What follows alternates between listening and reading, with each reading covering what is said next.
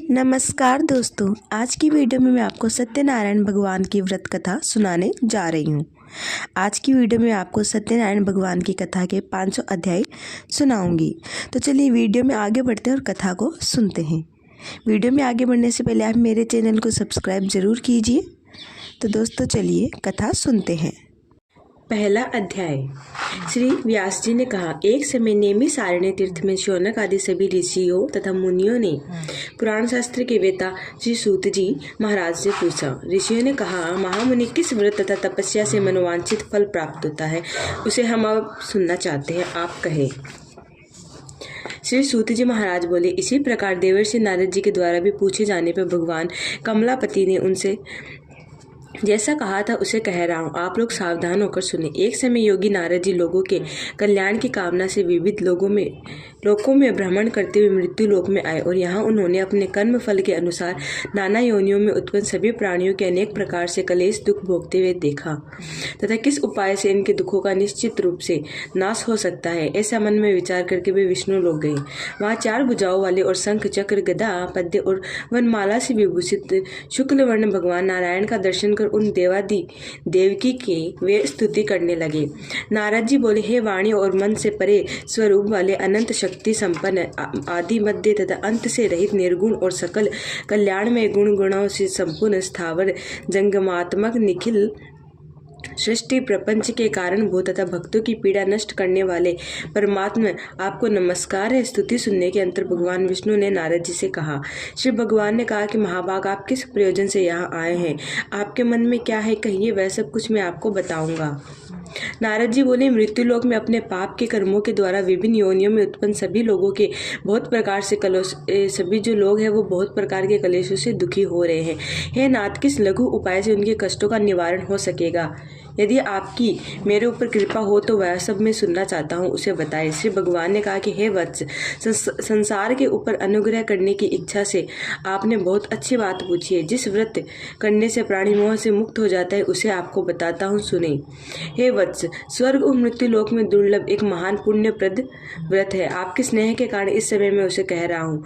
अच्छी प्रकार विधि विधान से भगवान सत्यनारायण का व्रत करके मनुष्य शीघ्र ही सुख प्राप्त कर परलोक में मोक्ष प्राप्त कर सकता है।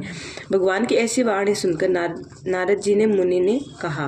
नारद जी बोले, प्रभु, इस व्रत को करने का क्या फल है, इसका विधान क्या है, इस व्रत को किसने किया और इसे कब करना चाहिए, यह सब विस्तार पूर्वक बतलाइए। भगवान ने कहा कि यह सत्यनारायण व्रत दुख शोक आदि का शमन करने वाला, धन धान्य की वृद्धि करने वाला, सौभाग्य और संतान देने वाला, सर्वत्र विजय प्रदान करने वाला है।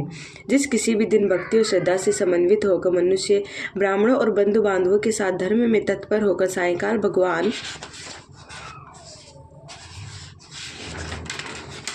भगवान सत्यनारायण की पूजा करे, नैवेद्य के रूप में उत्तम कोटि के भोजनीय पदार्थों को सवाय मात्र में भक्तिपूर्वक अर्पित करना चाहिए। केले का फल, घी, दूध, गेहूं का चूर्ण तथा गेहूं के चूर्ण के अभाव में साठी चावल का चूर्ण, शक्कर या गुड़, यह सब भक्ष्य सामग्री सवाय मात्र में एकत्रित कर निवेदित करनी चाहिए। बंधु बांधवों के साथ श्री सत्यनारायण भगवान की कथा सुनकर ब्राह्मणों को दक्षिणा देनी चाहिए। तदंतर बंधु बांधवों के साथ ब्राह्मणों को भोजन कराना चाहिए। भक्तिपूर्वक प्रसाद ग्रहण करके नृत्य गीत आदि का आयोजन करना चाहिए। तदंतर भगवान सत्यनारायण का स्मरण करते हुए अपने घर जाना चाहिए। ऐसा करने से मनुष्य की अभिलाषा स्वयं ही पूर्ण होती है। विशेष रूप से कलयुग में पृथ्वीलोक में यह सबसे छोटा सा उपाय है। दूसरा अध्याय। निर्धन ब्राह्मण तथा काष्ठक्रेता की कथा। श्री सूत जी बोले, हे द्विजो, अब मैं पुनः पूर्व काल में जिसने इस सत्यनारायण व्रत को किया था उसे भली भांति विस्तार पूर्वक कहूंगा। रमणीय काशी नामक नगर में कोई अत्यंत निर्धन ब्राह्मण रहता था। भूख और प्यास से व्याकुल होकर वह प्रतिदिन पृथ्वी पर भटकता रहता था। ब्राह्मण प्रिय भगवान ने उस दुखी ब्राह्मण को देखकर वृद्ध ब्राह्मण का रूप धारण करके उस द्विज से आदर पूर्वक कहा, हे विप्र, प्रतिदिन अत्यंत दुखी होकर तुम किस लिए पृथ्वी पर भ्रमण करते रहते हो? हे द्विज श्रेष्ठ, यह सब बतलाव मैं सुनना चाहता हूँ। श्री सूत जी ब्राह्मण बोला, प्रभु, मैं अत्यंत दरिद्र ब्राह्मण हूँ और भिक्षा के लिए पृथ्वी पर घुमा करता हूँ। यदि मेरी इस दरिद्रता को दूर करने का आप कुछ उपाय जानते हो तो कृपा पूर्वक बतलाइए। वृद्ध ब्राह्मण ने कहा, है ब्राह्मण देव, सत्यनारायण भगवान विष्णु अभिष्ट फल को देने वाले हैं। विप्र, तुम उनका उत्तम व्रत एवं पूजन करो, जिसे करने से मनुष्य सभी दुखों से मुक्त हो जाते हैं। और व्रत के विधान को भी ब्राह्मण से यत्न पूर्वक कर वृद्ध ब्राह्मण रूपधारी भगवान सत्यनारायण वहीं पर अंतर्धान हो गए। वृद्ध ब्राह्मण ने जैसा कहा है उस व्रत को अच्छे प्रकार से वैसे ही करूंगा, यह सोचते हुए उस ब्राह्मण को रात में नींद नहीं आई। तदंतर प्रातःकाल उठकर सत्यनारायण का व्रत करूंगा ऐसा संकल्प करके वह ब्राह्मण भिक्षा के लिए चल पड़ा। उसी दिन ब्राह्मण को बहुत सा धन प्राप्त हुआ। उसी धन से उसने बंधु बांधवों के साथ भगवान सत्यनारायण का व्रत किया। इस व्रत के प्रभाव से वह श्रेष्ठ ब्राह्मण सभी दुखों से मुक्त होकर समस्त संपत्तियों से संपन्न हो गया। उस दिन से लेकर प्रत्येक महीने उसने यह व्रत किया। इस प्रकार भगवान सत्यनारायण के इस व्रत को करके वह श्रेष्ठ ब्राह्मण सभी पापों से मुक्त हो गया और उसने दुर्लभ मोक्ष पद को प्राप्त किया। हे विप्र, पृथ्वी पर जब कोई मनुष्य श्री सत्यनारायण भगवान का व्रत करेगा उसी समय उसके समस्त दुख नष्ट हो जाएंगे। हे ब्राह्मणों, इस प्रकार भगवान सत्यनारायण ने महात्मा नारद जी से कुछ कहा। मैंने वह सब आप लोगों से कह दिया, आगे अब और क्या कहूँ। ऋषियों ने कहा, हे मुनि, इस पृथ्वी पर ब्राह्मण से सुने हुए इस व्रत को किसने किया है? हम सब वह सुनना चाहते हैं, हमारी श्रद्धा हो रही है। श्री सूत जी बोले, मुनियों, पृथ्वी पर जिसने यह व्रत किया है उसे आप लोग सुने। एक बार वह द्विज श्रेष्ठ अपनी धन संपत्ति के अनुसार बंधु बांधवों के साथ तथा परिवारजनों के साथ व्रत करने के लिए उद्यत हुआ। इसी बीच एक लकड़हारा वहां आया और लकड़ी बाहर रखकर उस ब्राह्मण के घर गया। प्यास से व्याकुल वह उस ब्राह्मण को व्रत करता हुआ देखकर प्रणाम करके उससे बोला, प्रभु, आप ये क्या कर रहे हैं? इसके करने से किस फल की प्राप्ति होती? विस्तार पूर्वक मुझसे कहिए। यह सत्यनारायण का विप्र ने कहा, यह सत्यनारायण का व्रत है जो सभी मनोरथों को प्रदान करने वाला है। उसी के प्रभाव से मुझे सत्यनारायण देव के लिए मन से ऐसा सोचने लगा कि आज लकड़ी बेचने से जो धन प्राप्त होगा उसी धन से भगवान सत्यनारायण का श्रेष्ठ व्रत करूंगा। इस प्रकार मन से चिंतन करता हुआ लकड़ी को मस्तक पर रखकर उस सुंदर नगर में गया जहाँ धन संपन्न लोग रहते थे। उस दिन उसने लकड़ी का दोगुना मूल्य प्राप्त किया। तदंतर प्रसन्न हृदय होकर वह पके हुए केले का फल, शर्करा, घी, दूध, गेहूं का चूर्ण सवाया मात्रा में लेकर अपने घर गया। तत्पश्चात उसने अपने बांधवों को बुलाकर विधि विधान से भगवान सत्यनारायण का व्रत किया। उस व्रत के प्रभाव से वह धन पुत्र से संपन्न हो गया और इस लोक में अनेक सुखों का उपभोग कर अंत में सत्यपुर चला गया। तीसरा अध्याय, राजा उल्कामुख, साधु वणिक तथा लीलावती कलावती की कथा। श्री सूत जी बोले, श्रेष्ठ मुनि, अब मैं पुण्य आगे की कथा कहूंगा, आप लोग सुने। प्राचीन काल में उल्कामुख नाम का एक राजा था। वह जितेंद्रिय, सत्यवादी तथा अत्यंत बुद्धिमानी था। वह विद्वान राजा प्रतिदिन देवालय जाता था और ब्राह्मणों को धन देकर संतुष्ट करता था। कमल के समान मुख वाली उसकी धर्म पत्नी शील, विनय एवं सौंदर्य आदि गुणों से संपूर्ण तथा पतिपरायणता थी। राजा एक दिन अपनी धर्म पत्नी के साथ भद्रशील नदी के तट पर श्री सत्यनारायण जी का व्रत कर रहा था। उसी समय व्यापार के लिए अनेक प्रकार की पुष्कल धन राशि से एक संपन्न एक साधु वहां आया। भद्रशिला के नदी के तट पर नाव को स्थापित करके वह राजा के समीप गया और राजा को उस व्रत में दीक्षित देखकर विनयपूर्वक पूछने लगा। साधु ने कहा कि राजन, आप भक्ति चित्त से यह क्या कर रहे हैं? कृपया वह सब बताइए, इस समय मैं सुनना चाहता हूँ। राजा बोले, हे साधु, पुत्र आदि की प्राप्ति कामना से अपने बंधु बांधवों के साथ में अतुल तेज संपन्न भगवान विष्णु का व्रत एवं पूजन कर रहा हूँ। राजा की बात सुनकर साधु ने आदर पूर्वक कहा कि राजन, इस विषय में आप मुझे सब कुछ विस्तार से बतलाइए। आपके कथानुसार मैं भी व्रत एवं पूजन करूंगा। मुझे भी संतति नहीं है, इससे अवश्य ही संतति प्राप्त होगी। ऐसा विचार कर वह व्यापार से निवृत्त होकर आनंद पूर्वक अपने घर गया। उसने अपनी भार्या से संतति प्रदान करने वाले सत्य व्रत को विस्तार पूर्वक बताया तथा जब मुझे संतति की प्राप्ति होगी तथा मैं इस व्रत को करूंगा। इस प्रकार उस साधु ने अपनी भार्या लीलावती से कहा। एक दिन उसकी लीलावती नामक सती साध्वी भार्या के पति के साथ आनंद चित्त से ऋतुकालीन धर्माचरण में प्रवृत्ति और भगवान श्री सत्यनारायण जी की कृपा से उसकी वह भार्या गर्भिणी हुई। 10वें महीने में उसने कन्या रत्न की उत्पत्ति हुई और वह शुक्ल पक्ष के चंद्रमा की भांति दिन प्रतिदिन बढ़ने लगी। उस कन्या का कलावती यह नाम रखा गया। इसके पश्चात एक दिन लीलावती ने अपने स्वामी से मधुरवाणी में कहा कि आप पूर्व में संकल्पित श्री सत्यनारायण व्रत को क्यों नहीं कर रहे हैं? साधु बोला कि प्रिय, इसकी विवाह समय व्रत करूंगा। इस समय अपनी पत्नी को भली भांति आश्वस्त कर वह व्यापार करने के लिए नगर की ओर चला गया। इधर कन्या कलावती पिता के घर में बढ़ने लगी।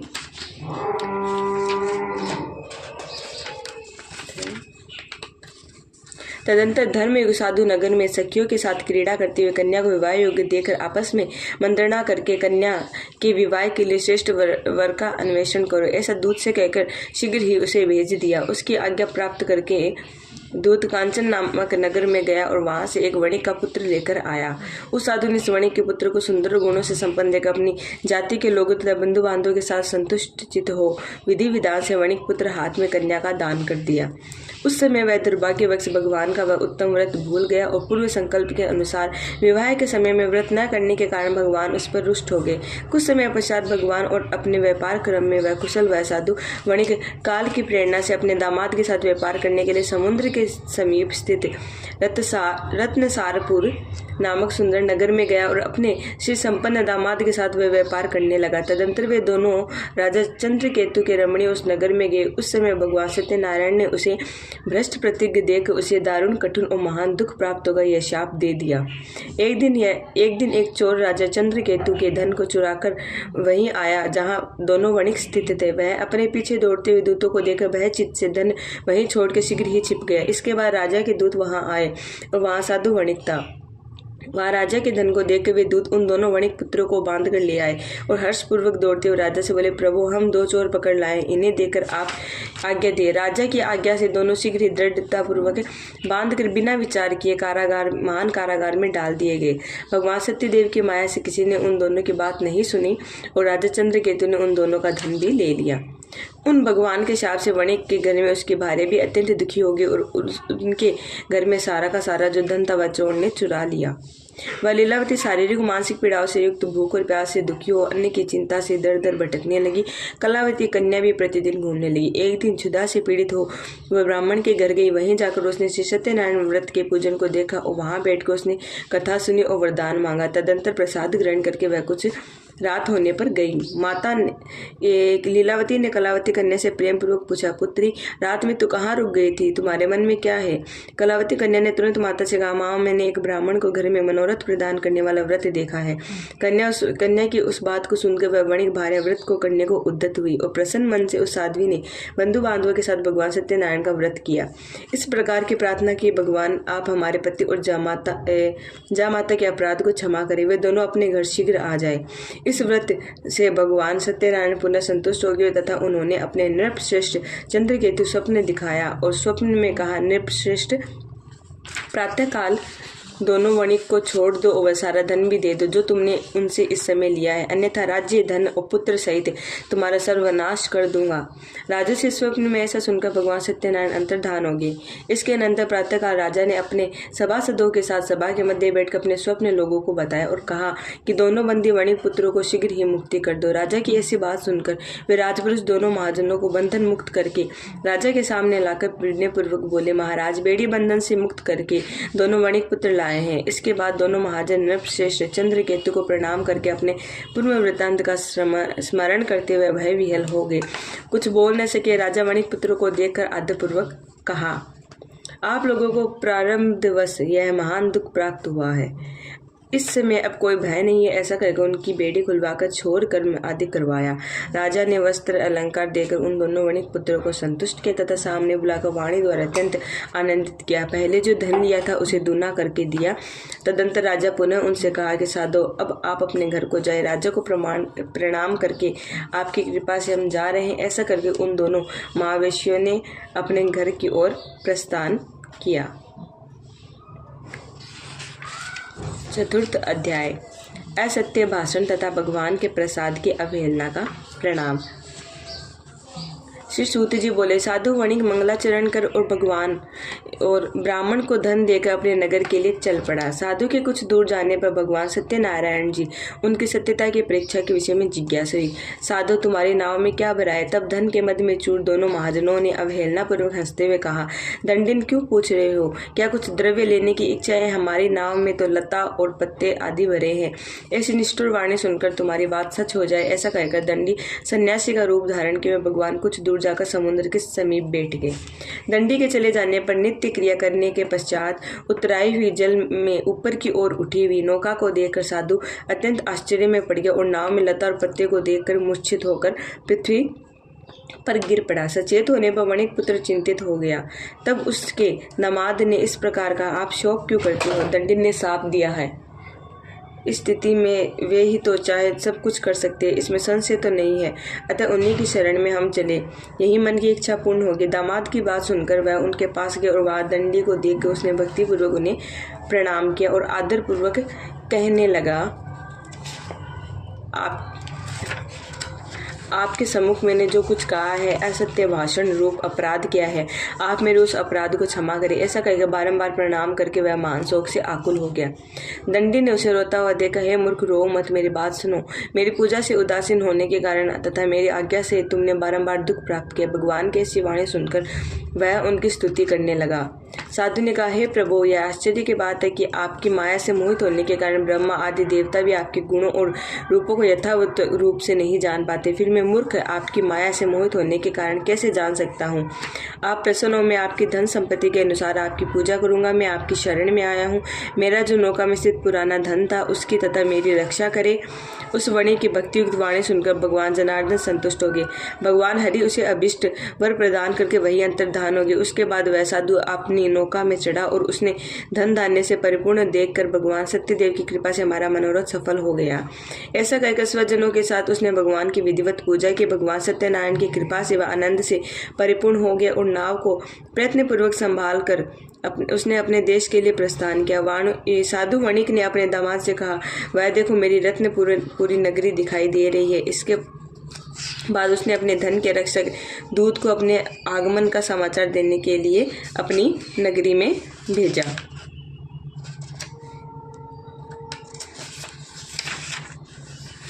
तत्पश्चात उस दूत ने नगर में जाकर साधु की भार्या को देखकर हाथ जोड़कर प्रणाम किया तथा उसके लिए अभिष्ट बात की। सेठ जी अपने दामाद तथा बंधु वर्गों के साथ बहुत सारे धन धान्य से संपन्न होकर नगर के निकट पधार गए हैं। दूत से मुख से यह बात सुनकर वह महान आनंद से विहल हो गई और उस साध्वी ने श्री सत्यनारायण जी की पूजा करके अपने पुत्री से कहा कि मैं साधु के दर्शन के लिए जा रही हूँ, तुम शीघ्र आओ। माता का ऐसा वचन सुनकर व्रत को समाप्त करके प्रसाद का परित्याग कर वह कलावती भी अपने पति का दर्शन करने के लिए चल पड़ी।